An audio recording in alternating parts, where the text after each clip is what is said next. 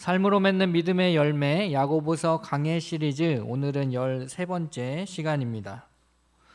지난 시간에 응경표 목사님을 통하여서 우리가 하나님은 교만한 자를 대적하시고 겸손한 자에게 은혜를 베푸시되 어떻게 베푸십니까? 더욱 큰 은혜를 베푸신다라는 것을 같이 살펴보았습니다. 그렇다면 이어지는 내용이 무엇이겠습니까?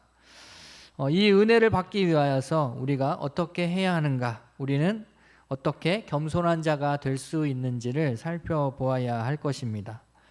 이 겸손한 자가 어떤 사람인지 성경 말씀을 통하여서 오늘 우리가 살펴보아야 할 것입니다.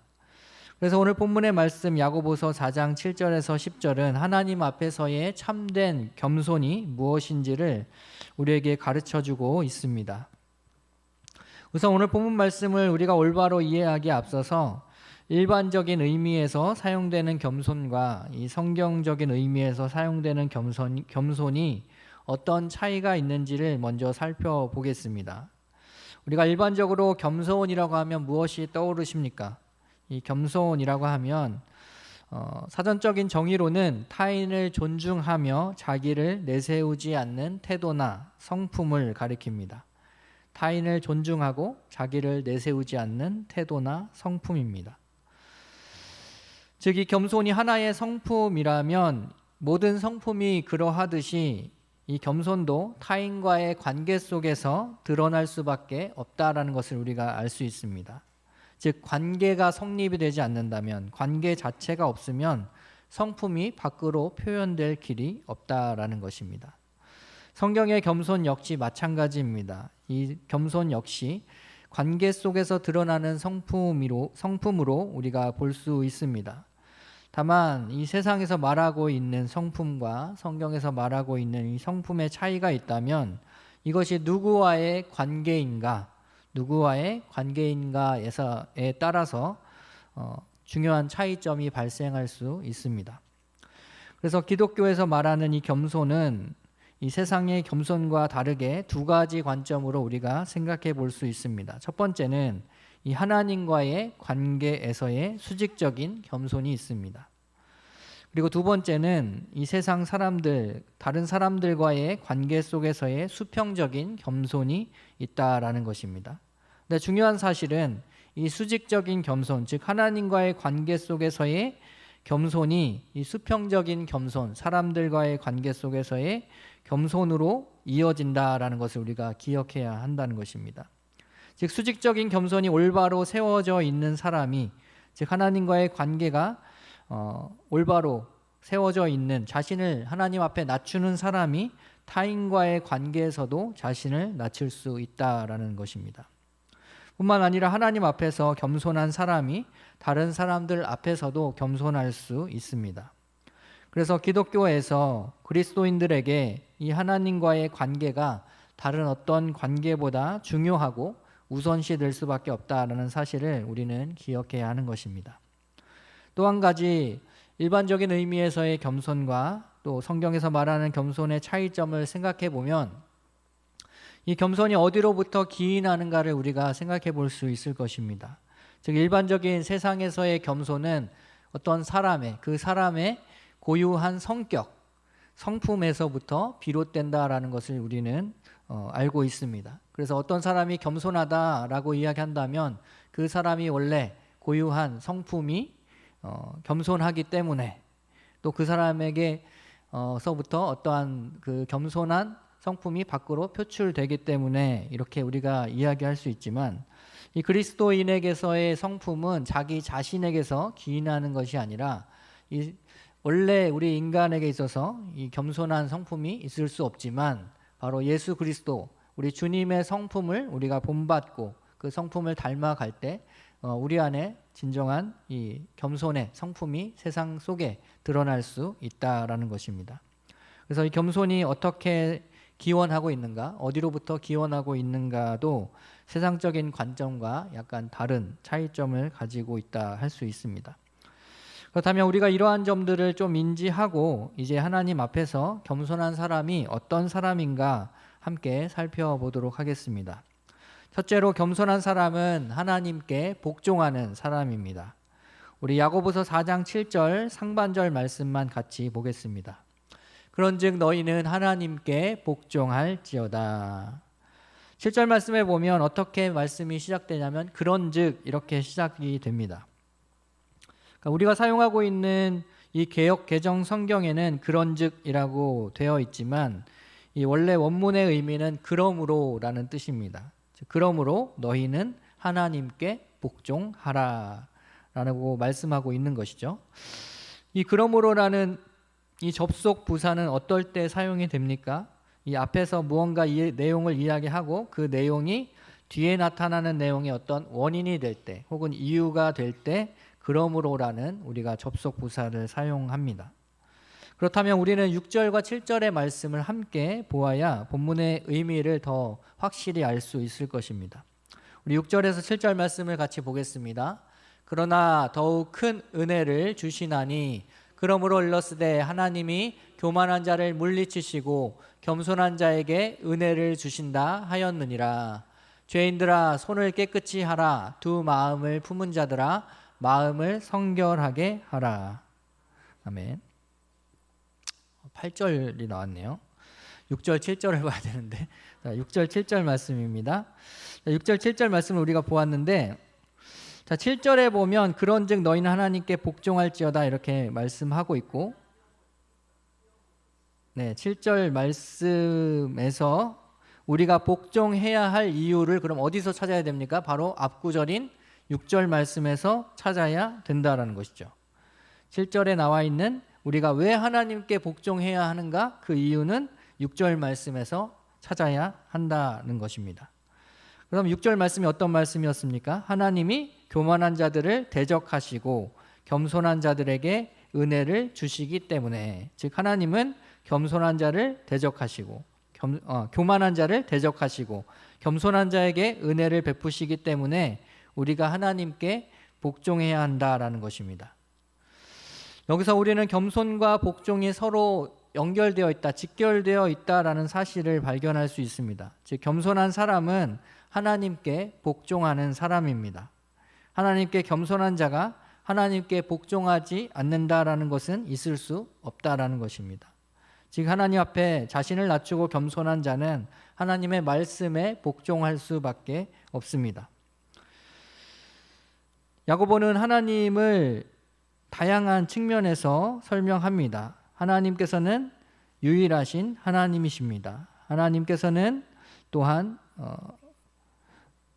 우리의 아버지가 되십니다. 하나님은 이 세상의 심판주로 오십니다.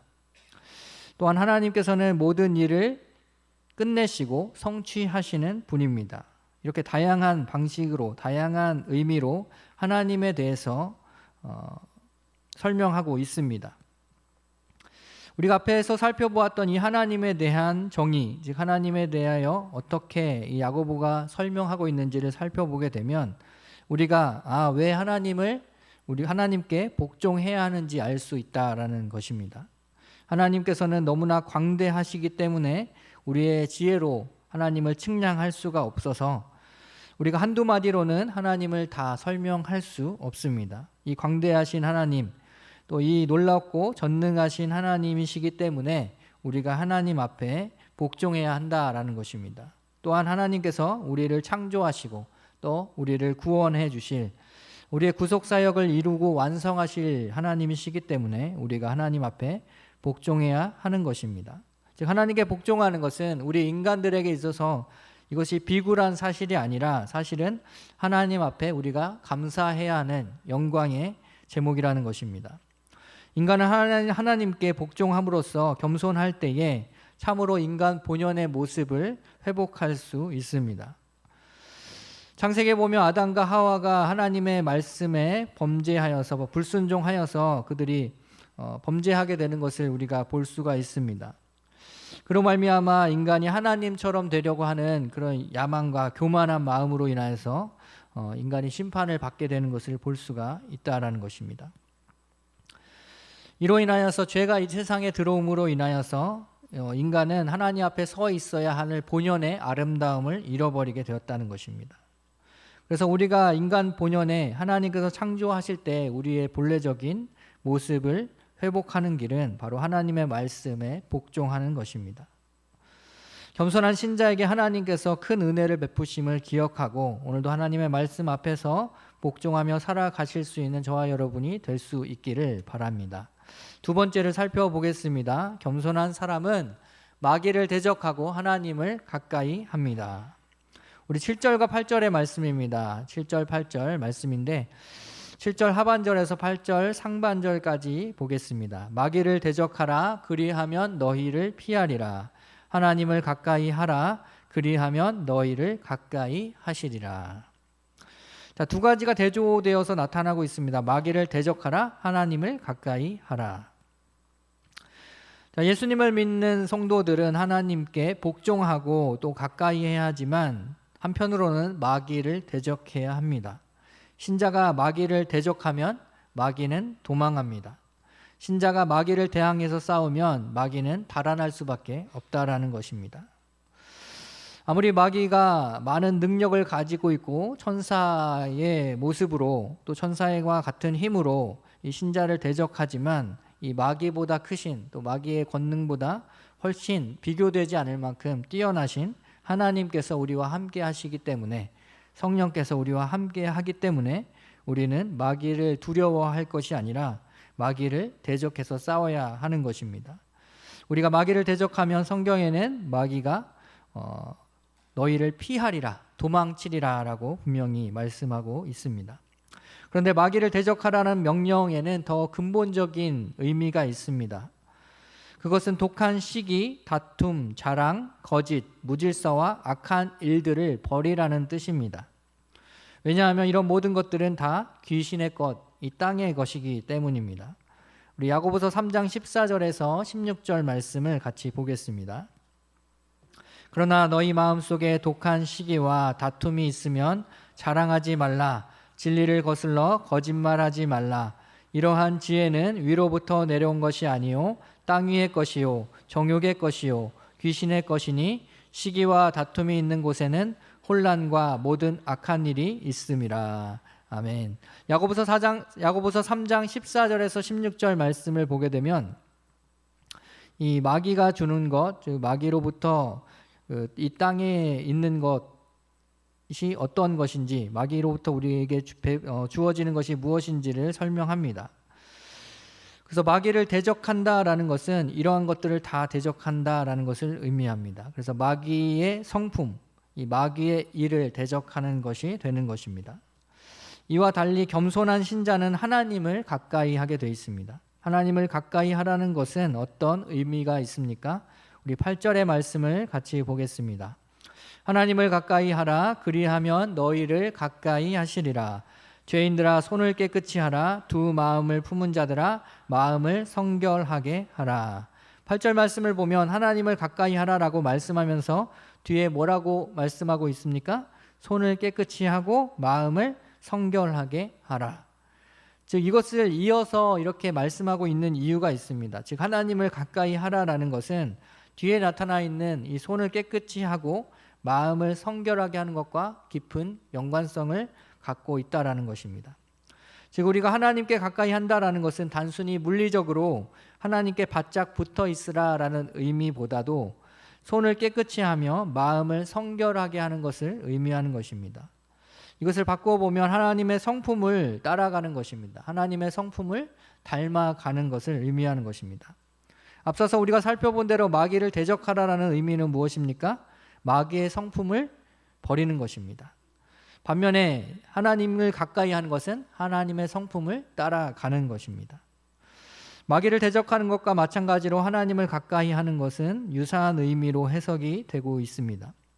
하나님의 성품을 따르는 것은 온유함과 성결과 화평과 관용과 양순, 긍휼, 선함과 편견이 없고 거짓이 없이 행하는 것을 의미합니다. 하나님의 성품을 따라서 행하는 것이 곧 하나님을 가까이 하는 길입니다. 또한 하나님을 가까이 하는 것은 우리 이 땅의 육신의 욕망과 쾌락을 위하여 살아가는 것이 아니라 이것을 위해서 다투고 시기하고 싸우지 않는 것입니다. 그리하여 세상과 우리가 벗이 되는 것이 아니라 하나님과 우리가 벗이 되고 세상을 원수로 삼는 삶을 살아가는 것입니다. 바로 이렇게 우리가 하나님을 가까이 할 때에 우리는 마귀로부터 멀어지게 될 것이고 또 하나님께서 우리를 가까이 하시게 될 줄로 믿습니다. 죄인이 우리가 의롭고 거룩하신 하나님 앞에 가까이 할 수 있다라는 이 사실만으로도 우리는 참으로 놀랍고 영광스러운 일이 될 것입니다. 신자는 하나님을 가까이 하는 것을 부담으로 여기지 말아야 합니다. 이것이 하나님께서 우리 신자들에게 주신, 믿는 자들에게 주신 특권이라는 사실을 알아야 합니다. 우리가 하나님을 가까이 할 때 하나님도 우리를 가까이 하십니다. 하지만 내가 하나님에게서 멀어지면 자동으로 하나님도 나에게서 멀어지게 되는 것입니다. 우리는 자주 하나님이 나를 멀리 하신다라고 생각할 때가 있습니다. 하지만 그렇지 않습니다. 이것이 우리 신앙의 착각이고 영적인 착시 현상입니다. 하나님이 나에게서 멀어지는 게 아니라 사실은 내가 하나님에게서 멀어지고 있는 것입니다. 그러므로 우리는 하나님을 가까이 함으로 하나님이 가까이 하시는 신자들이 될 수 있기를 힘써야 할 것입니다. 셋째입니다. 세 번째로 겸손한 사람은 어떤 사람입니까? 손을 깨끗이 하고 마음을 성결하게 한다라는 것입니다. 야고보서 4장 8절 이번에 하반절 말씀을 같이 보겠습니다. 죄인들아 손을 깨끗이 하라. 두 마음을 품은 자들아 마음을 성결하게 하라. 여기서 손을 깨끗이 하라, 또 마음을 성결하게 하라라고 말씀하고 있습니다. 이것이 무슨 의미를 가지고 있는지 같이 살펴보기 원합니다. 먼저는 손을 깨끗이 한다라는 것은 우리의 행위를 의미하는 것입니다. 즉 하나님께 우리가 복종한다라는 것은 깨끗한 행위를 하는 것입니다. 더러운 행위를 멀리하면서 하나님께 복종하는 것입니다. 그런데 우리가 하나님께 범죄하면서 내가 하나님께 복종하고 있다, 혹은 하나님을 내가 가까이 하고 있다라고 말할 수는 없다라는 것입니다. 내가 하나님 앞에서 하나님이 싫어하시는 일을 하면서 내가 하나님을 사랑한다라고 이야기할 수는 없는 것입니다. 두 마음은 더러운 행위를 일으키는 원인이 됩니다. 그래서 이 두 마음을 품었다라는 것은 더러운 마음을 우리 가운데 품었다라는 것을 의미합니다. 이것을 야고보서 1장 7절에서 8절에 우리가 전에 살펴본 말씀인데요. 같이 살펴보도록 하겠습니다. 야고보서 1장 7절에서 8절입니다. 이런 사람은 무엇이든지 주께 얻기를 생각하지 말라. 두 마음을 품어 모든 일에 정함이 없는 자로다. 아멘. 야고보서 1장 7절에서 8절 말씀을 보면 여기서 두 마음을 품은 자는 어떤 사람을 가리키는 것이었습니까? 바로 하나님의 말씀을 의심하는 자를 가리킨다라고 말씀을 드렸습니다. 즉 이 8절 말씀, 오늘 본문의 8절의 말씀에서 그래서 두 마음을 품지 말아라, 또 마음을 성결하게 하라라는 이 말씀의 의미는 풀어보면 우리의 믿음을 확고히 하고 의심하지 말고 흔들리지 말라라는 뜻이 되는 것입니다. 그래서 결국에 믿음이 없는 불결한 마음과 또 악한 행위를 하는 더러운 손은 서로 하나로 연결되어 있습니다. 즉 우리의 마음속에 악한 마음이 원인이 되어서 이 더러운 손으로 행하여지는 악한 행위가 돌출되게 된다라는 것입니다. 즉 원인과 결과의 관계로 묶여 있는 것입니다. 그러므로 우리가 더러운 손을 가졌다면 제일 먼저 무엇을 점검해 보아야 하겠습니까? 바로 우리의 마음이 더럽지 않은지, 타락하지 않았는지 우리의 믿음을 먼저 점검해야 한다라는 것입니다. 우리의 행위가 악하다면 우리는 우리의 믿음을 다시 한번 점검해 보아야 할 것입니다. 이처럼 겸손한 사람은 두 마음을 품지 않습니다. 하나님 앞에서 의심하지 않고 또 깨끗한 양심을 가진 자들이 바로 하나님 앞에 겸손한 자들이다라는 사실을 기억해야 합니다. 더러운 마음과 더러운 행위를 피하고 하나님 앞에 온전한 마음으로 한 마음으로 서 있는 자가 바로 겸손한 자라는 것입니다. 네 번째입니다. 네 번째로 겸손한 사람은 회개하는 사람이라는 것입니다. 야고보서 4장 9절의 말씀을 같이 보겠습니다. 슬퍼하며 애통하며 울지어다. 너희 웃음을 애통으로 너희 즐거움을 근심으로 바꿀지어다. 4장 9절에 보면 슬퍼하며 애통하며 울지어다 이렇게 말씀하고 있는데 원래 이제 원문에 보면 이것이 이제 슬퍼하다, 그리고 애통하다, 그리고 울라 이렇게 표현이 되어 있습니다. 그러니까 세 개의 동사로 묶여 있다라는 것이죠. 슬퍼하라, 애통하라, 울라. 그런데 이 세 개의 동사 모두 무엇을 표현하는 것이죠? 바로 우리의 감정, 느낌을 표현하는 것입니다. 사실 이 슬퍼하다, 애통하다, 울다라는 거 다 똑같은 말입니다. 동일한 유사한 의미를 갖습니다. 그래서 슬픔과 애통이 마음의 중심으로부터 나오는 안타까움이라면 이 우는 것은 그 감정이 겉으로 표현된 것입니다. 그럼 우리 무엇 때문에 이렇게 슬퍼하고 애통하며 울겠습니까? 바로 우리 자신의 죄악 때문에, 즉 내 마음이 앞서 말한 대로 성결하지 못하고 내 행위가 깨끗하지 못한 것 때문에 우리가 하나님 앞에서 전심으로 슬퍼하고 애통하며 울어야 한다라는 것입니다. 겸손한 사람은 자신의 죄악을 돌아볼 수 있는 사람입니다. 그래서 하나님 앞에 자신의 길을 회개할 줄 아는 사람이 겸손한 사람이라는 것입니다. 우리가 세상에서 누리는 연락을 기뻐하고 우리의 웃음을 애통으로 바꾸어야 합니다. 우리가 이 세상에서 누리는 모든 즐거움들을 근심으로 바꿀 줄 알아야 합니다. 그것이 하나님 앞에서 겸손한 사람이다라는 것입니다. 우리는 하나님을 두려워하는 것을 잊어버린 시대를 살아가고 있습니다. 하나님을 경외하지 않는 시대입니다. 또한 회개를 잃어버린 시대를 살아가고 있습니다. 그래서 하나님이 마치 나의 안전을 위해서, 나의 평안을 위해서, 위로를 위해서 내게 복 주시기 위하여서 존재하는 정도로 생각하는 분들이 많이 있다라는 것입니다. 이렇게 슬퍼하라, 애통해하라, 울라라고 말씀하고 있지만 정작 우리는 슬퍼하지 않고 애통해하지 않고 울지 않는 이 세상의 연락에 취하여서 살아가고 있지 않은지 우리 자신의 모습을 깊이 점검해 보아야 할 것입니다. 그래서 우리의 웃음을 애통으로 바꾸고 우리의 기쁨을 근심으로 바꿀 수 있는, 즉 하나님 앞에서 울어야 할 때 눈물을 흘릴 수 있는 거룩한 주의 사람들이 될 수 있기를 바랍니다. 마지막으로 우리 야고보서 4장 10절 말씀을 같이 살펴보고 오늘 말씀을 마치려고 합니다. 야고보서 4장 10절 말씀입니다. 주 앞에서 낮추라, 그리하면 주께서 너희를 높이시리라. 4장 10절의 말씀은 두 가지 큰 의미가 있습니다. 오늘 본문 말씀의 결론부에 해당이 되고요. 또 한 가지는 우리가 어떻게 겸손할 수 있는가, 이 겸손의 근거를 제시해 주는 구절입니다. 우리는 어떻게 겸손할 수 있는가. 계속해서 말씀을 우리 살펴보겠습니다. 10절 말씀에서 낮추다라고 우리에게 말씀합니다. 그런데 이 낮추라라는 이 말씀은 원래 6절에 나타나 있는 겸손한과 동일한 단어를 사용하고 있습니다. 즉 겸손과 낮춤은 다 동일한 단어로 표현이 되는 것입니다. 그래서 주 앞에 낮추라는 말을 우리가 주 앞에서 겸손하라라는 말로 바꾸어 볼 수도 있습니다. 주 앞에서 낮추라는 말의 1차적인 의미는 하나님 앞에서 하나님께 겸손하라는 뜻이 될 것입니다. 그러나 이 앞에 나와 있는 구절, 주 앞에서라는 말을 우리가 다르게 이해할 필요가 있습니다. 사람은 어디에 있을 때 겸손하고 낮아질 수 있겠습니까? 바로 하나님 앞에 있을 때입니다. 하나님의 어미하시고 장엄하심 앞에서, 또 우리를 지으신 그 창조주 하나님의 놀라운 권능 앞에서, 우리를 구원하시는 하나님의 은혜 앞에서 서 있을 때에, 그 영광스러움과 거룩함에 압도될 때에 인간은 비로소 낮아질 수밖에 없다라는 것입니다.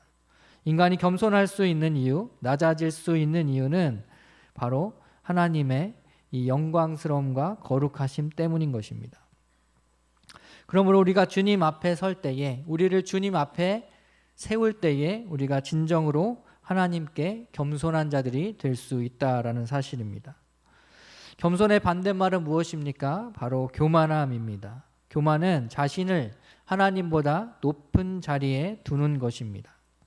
인간은 어떻게 해야 낮아질 수 있습니까? 앞서 말씀드린 것처럼 다른 것으로는 불가능합니다. 오직 자신을 하나님 앞에 둘 때, 하나님 앞에 둘 때에만 우리가 비로소 낮아지고 겸손해질 수 있습니다. 사람은 하나님 앞에서 하나님의 영광과 거룩함에 압도당할 때에 자신이 참으로 하나님 앞에서 범죄한 죄인이라는 사실을 깨닫게 됩니다. 이것으로 인해서 자신이 결국 멸망받을 수밖에 없는 자들이다라는 사실을 알게 되고 이것을 통해서 슬퍼하고 애통하게 된다라는 것입니다. 우리는 하나님 앞에서 낮추기 위해 우리 자신을 하나님 앞에 날마다 세워가야 합니다. 겸손한 자의 자리는 바로 하나님 앞이라는 사실을 기억하시기 바랍니다. 신자의 겸손은 하나님 앞에서의 겸손이 되는 것입니다. 우리가 이렇게 하여서 낮아질 때 하나님께서는 어떻게 하십니까? 그런 낮아진 우리를 높여 주십니다. 10절 하반절 말씀에 보면 그리하면 주께서 너희를 높이시리라 분명히 말씀하고 있습니다. 우리가 낮아질 때 하나님은 우리를 높여 주십니다. 이것이 겸손한 자에게 베푸시는 하나님의 은혜라는 것입니다. 결국 겸손은 인간의 낮아짐이고 은혜는 하나님의 높이심입니다. 하나님 앞에서 겸손한 자들을 하나님께서는 기억하시고 그들을 높이십니다. 오늘 본문의 말씀을 이제 정리하고자 합니다.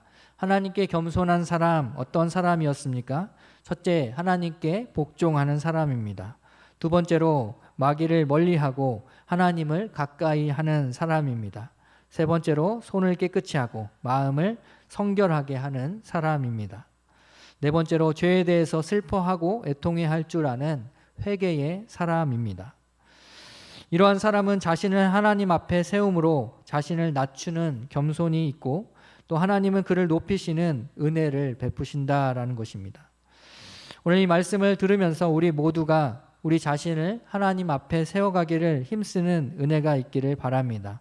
주님 앞에서 우리 자신을 낮춤으로써 하나님께서 우리를 높이시는 하나님의 놀라운 은혜를 경험할 수 있기를 바랍니다.